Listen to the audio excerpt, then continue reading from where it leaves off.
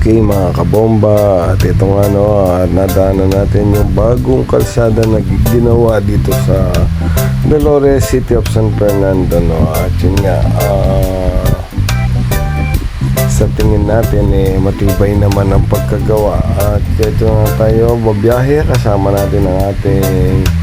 katuwang sa karera si Kabombastic at madalang magamit sa isang linggo kaya ito nga tayo, pupunta tayo ng Barangay Sagin, City of San Fernando para sunduin si Kuya Penten at siya po yung uwi sa ating tahanan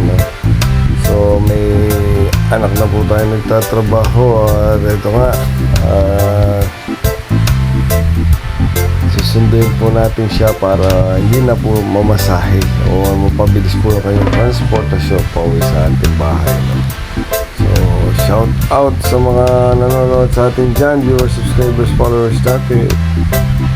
Gandang hapon sa inyo at ito nga tayo, hapon vlog muna tayo mga idol kabomba. So matraffic sa dinaanan natin ngayon nandito pa lang tayo sa Barangay Mayntis, City of San Fernando at mapansin mo yung mga pesto na nagla-landscape. Ito sila napakaganda pag nagpa-landscape ka na yung garden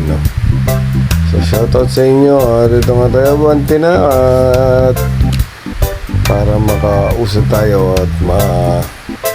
malapit na lang tayo sa ating pupuntahan so usapang kabomba at ito naman tayo, may dinadaan naman na ginawa ng kalsada ang dami nga ang proyekto ngayon na ginagawa pero wala tayong napapansin na nilalagay nilang bakal ngayon so siguro mabilis ang gawa ito kaya ganyan pero ganun pa man, sana maging matibay po yung kalsada para hindi po tayo magka-berya at ang sabi natin nga berya tinatawag dito tagagawa lang ng kalsada kung minsan masira at yan po ay nagkukos ng traffic sa mga motorista so pag gumawa po tayo ng kalsada itibayan na po natin yung pagmamalaki po natin sa mga magiging apo at mga apo nila so ride safe sa atin mga idol kabomba. Ito banti na tayo at enjoy the ride lang tayo. Shoutout sa mga motorista, mga commuter. So Serabia TV nga po pala, pag-supportan po ang ating YouTube channel so dito muna tayo sa kabila mag-overtake pero bawal man yan kasi double solid lane yan so kakamote muna tayo so ayun na tayo ride safe sa atin mga idol kabomba. So malapit na ako sa aking pinupuntahan yun nga